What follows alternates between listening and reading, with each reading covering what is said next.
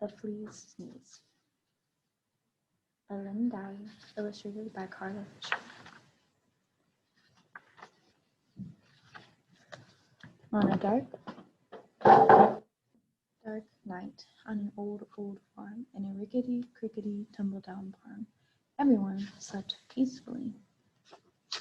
A rat, a cat, a black-eyed bat, an owl, a cow, a feathered fowl, a dog, a hog, an old barn frog. Everyone slept peacefully, but not the flea. No one heard him cough. Not even the mouse he used for a house, or the rat, or the cat, or the black-eyed bat, or the cow, or the owl, or the feathered fowl, or the dog, or the hog, or the old barn frog. They all slept peacefully, but not the flea.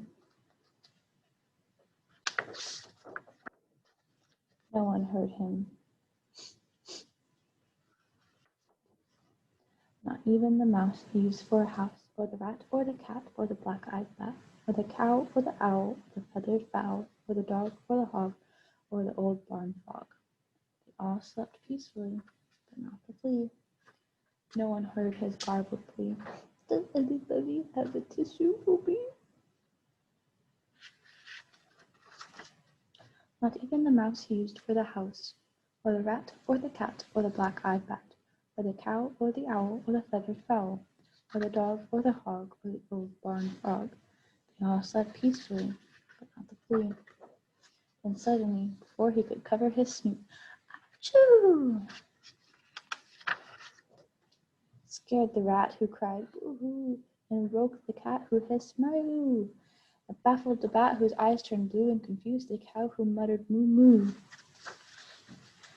It outraged the owl, who hollered hoo hoo, and flustered the fowl, who cried cock-a-doodle-doo.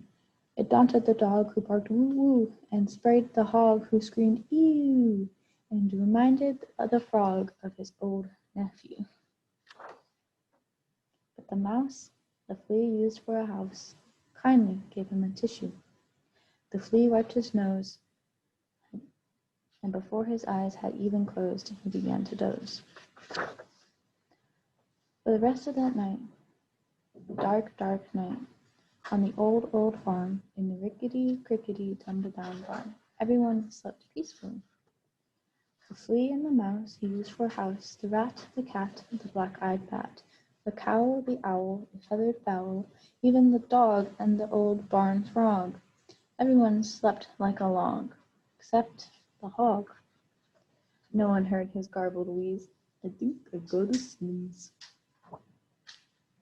The end.